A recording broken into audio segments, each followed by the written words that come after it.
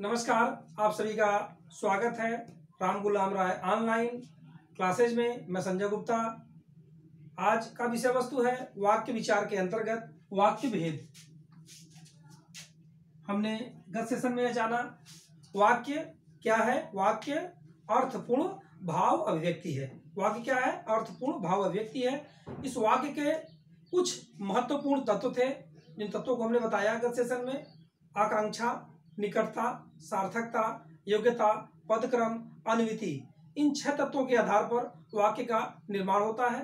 उसके बाद हमने आगे जाना वाक्य के अंग। वाक्य के क्या अंग होते हैं? 2। कौन कौन सा? उद्देश्य और विधेय। उद्देश्य जिसके बारे में कुछ कहा जाए और जो कुछ कहा जाता है वो विधेय होता है। फिर अगले क्रम में हमने देखा था वाक्य के भेद। वाक्य के कितने भेद होते हैं? 2। एक होता है रचना के आधार पे,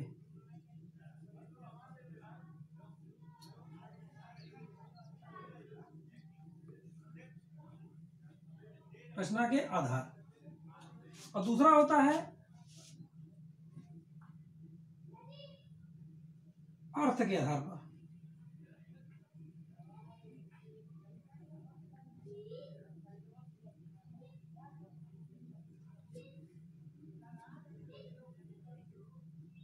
रचना के आधार पर वाक्य को 3 भागों में बांटा गया है। पहला सरल वाक्य, दूसरा संयुक्त वाक्य,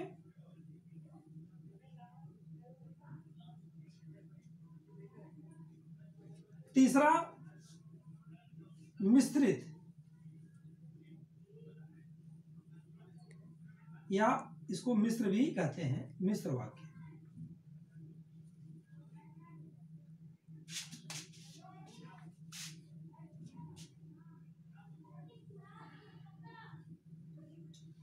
अर्थ के आधार पर इसके 3 भेद हैं और इसके 8 भेद हैं।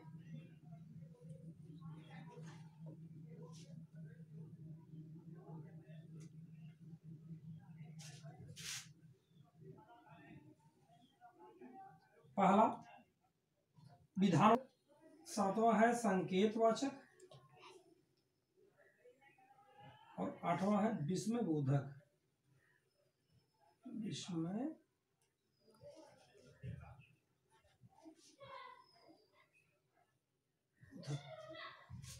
अब आप यहां देख रहे हैं रचना के आधार पे 3 भेद: सरल वाक्य, संयुक्त वाक्य, मिश्रित या मिश्र वाक्य। अर्थ के आधार पर 8 भेद हैं: विधानवाचक वाक्य, आज्ञावाचक वाक्य, इच्छावाचक, संकेतवाचक, निषेधात्मक, प्रश्नवाचक, संदेहवाचक, विस्मय बोधक। इस प्रकार वाक्य के कुल 2 भेद हैं, एक रचना के आधार पे, एक अर्थ के आधार पे। और रचना के आधार पे जो पहला भेद है सरल वाक्य। सरल वाक्य जिस वाक्य में एक मुख्य क्रिया हो तथा विधेय हो वह सरल वाक्य कहलाता है। प्रशांत पढ़ रहा है, गौरी लिख रही है, अमन खेल रहा है, इस प्रकार के वाक्य को हम सरल वाक्य कहेंगे। दूसरा है संयुक्त वाक्य। जैसा कि नाम से दिख रहा है, संयुक्त जोड़, 2 सरल वाक्यों के मिलकर जब कोई वाक्य बनता है उसे हम क्या कहते हैं? संयुक्त वाक्य कहते हैं। जिस प्रकार से अमन पढ़ रहा है, अमन लिख रहा है, अमन पढ़ लिख रहा है। या इसको दूसरे शब्दों में हम कह सकते हैं संयुक्त वाक्य को, वह चला गया परंतु रास्ते में लौट आया।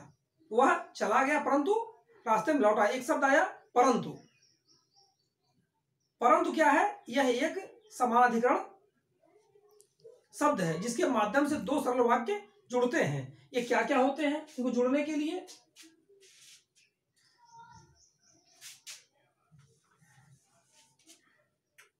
जैसे आप देखेंगे परंतु अभी आया, और, तथा, और, तथा, परंतु।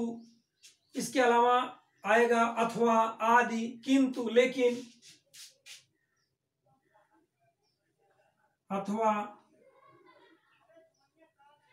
आदि, किंतु लेकिन।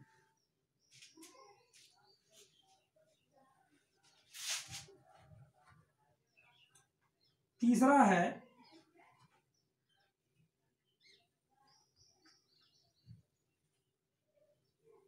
मिश्रित वाक्य। मिश्रित वाक्य उस वाक्य को कहते हैं जिसमें एक प्रधान उपवाक्य होता है और उसके साथ एक या दो या एक से अधिक उपवाक्य जुड़े होते हैं, उसे हम क्या कहते हैं? मिश्रित उपवाक्य कहते हैं। पुनः सुनिए, मिश्रित उपवाक्य में एक प्रधान उपवाक्य होगा और साथ में उपवाक्य जुड़े होंगे। प्रधान वाक्य एक ही होगा, उपवाक्य, उसे हम कहेंगे मिश्रित। इनको जुड़ने के लिए जो होता है उसे बोलते हैं व्यधिकरण समुच्चय बोधक। यहाँ क्या था? समानाधिकरण समुच्चय बोधक। ये सबों को हम कहते हैं समानाधिकरण, यानी दो सरल वाक्य को जोड़ते हैं समान अधिकार होता है। और जब यहां जोड़ते हैं तो उसको क्या बोलते हैं? व्यधिकरण। व्यधिकरण समुच्चय बोधक।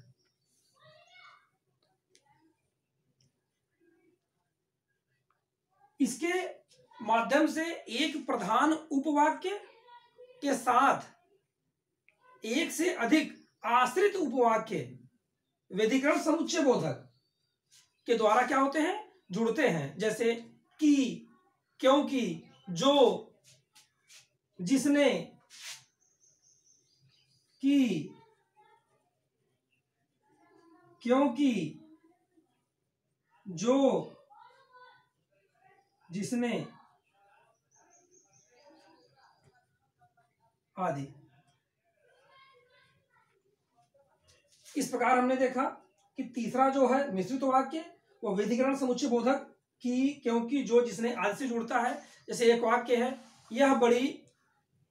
यह वही लड़का है जिसने कल दौड़ जीती थी। यह वही लड़का है जिसने कल दौड़ जीती थी।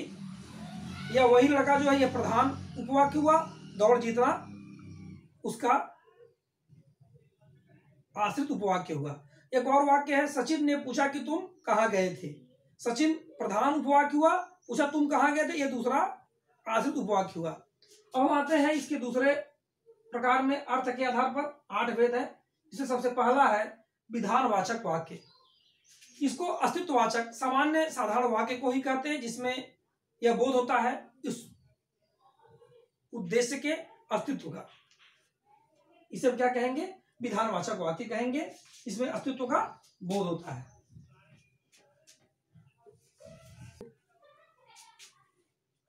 विधानवाचक वाक्य का साधारण वाक्य यह है, जैसे राधा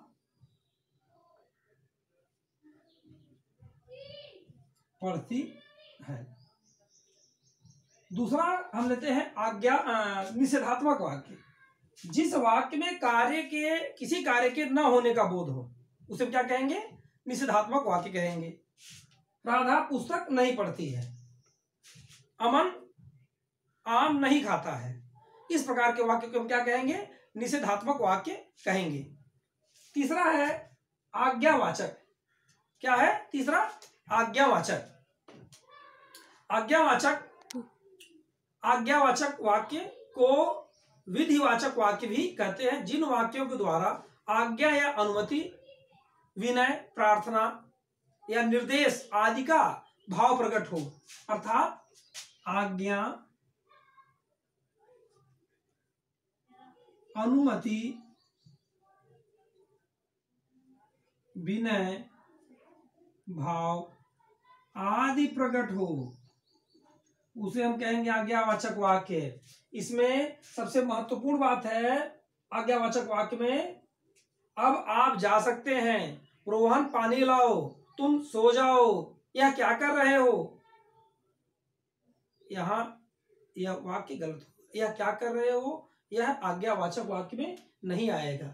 यह आएगा किसमें? प्रश्नवाचक वाक्य में। हम हमेशा वाक्य को बोलते समय इस बात का ध्यान देंगे कि हमारे द्वारा बोला गया वाक्य किस अर्थ को ग्रहण कर रहा है। अर्थ को ग्रहण जिस रूप में वो करेगा तुरंत वह उसी के अंतर्गत वो माना जाएगा। इस प्रकार का ध्यान देंगे कि आज्ञा, अनुमति, विनय, भाव आदि का भाव ही आपके वाक्य में आए।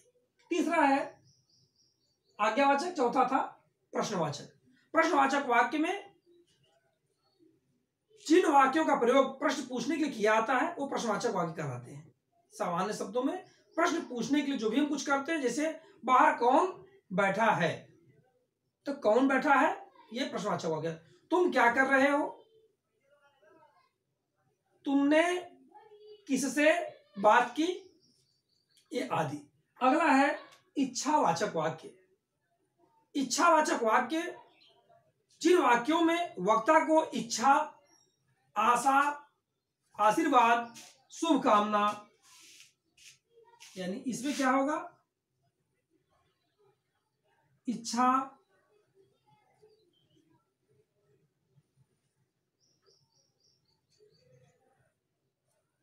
आशीर्वाद, शुभकामना आदि का भाव आए उसे हम कहेंगे इच्छावाचक। जैसे भगवान करे तुम सफल हो, तो ये इच्छा है, स्वयं की इच्छा, भगवान करे तुम सफल हो। यहां पे हम क्या करेंगे, इच्छावाचक वाक्य है। तुम्हें नव वर्ष की शुभकामनाएं, शुभकामना आदि है, तो इसमें तुम्हें नव वर्ष की शुभकामना, यहां भी हमारा क्या होगा, इच्छावाचक वाक्य।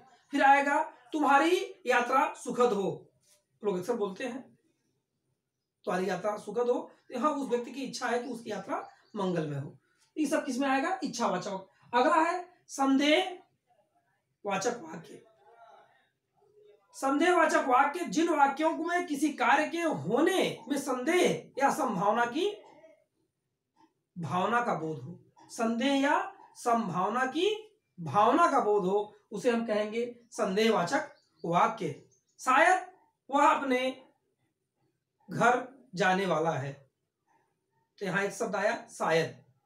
संभवतः आज वर्षा होगी, यहां भी एक अनुमान लगाया गया। इस प्रकार का जो वाक्य आए वो सब किसमें आएगा, संदेहवाचक वाक्य में। सातवां है संकेतवाचक वाक्य। जिन वाक्यों में एक क्रिया का होना दूसरी क्रिया पर निर्भर हो, संकेतवाचक वाक्य कहलाता है। क्या होता है, एक क्रिया का होना दूसरी क्रिया पर निर्भर हो। संकेतवाचक वाक्य में जैसा कि भी आप देखें, इसका एग्जाम्पल हम जब देंगे, वर्षा होती तो फसल भी खूब होती, तो यह संकेत कर रहा है वर्षा के अधिक होने से फसल के ज्यादा पैदावार होने की। यदि मौसम ठीक रहा तो हम घूमने जाएंगे, अर्थात मेरा घूमना जाना मौसम के ठीक होने पर यह एक संकेत दे रहा है। इस प्रकार के वाक्य संकेतवाचक। आठवां है विस्मयबोधक। विस्मयबोधक जिन वाक्यों में आश्चर्य, घृणा, हर्ष, शोक, आश्चर्य,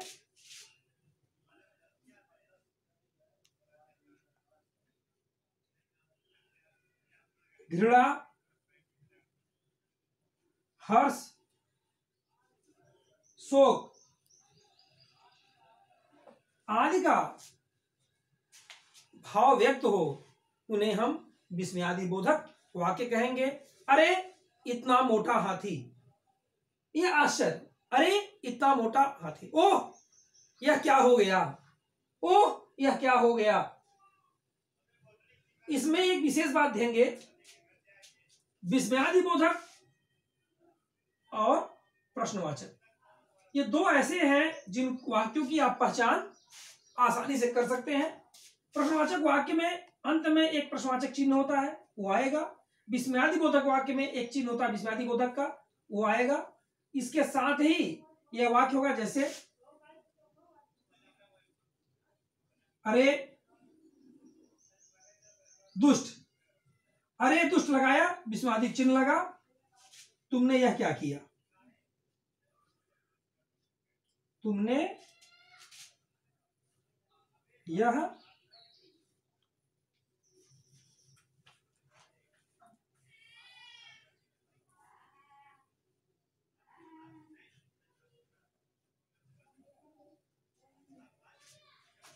हो सकता है ओह मेरा सिर फटा जा रहा है, ओह के बाद वो चिन्ह आएगा। इसके अलावा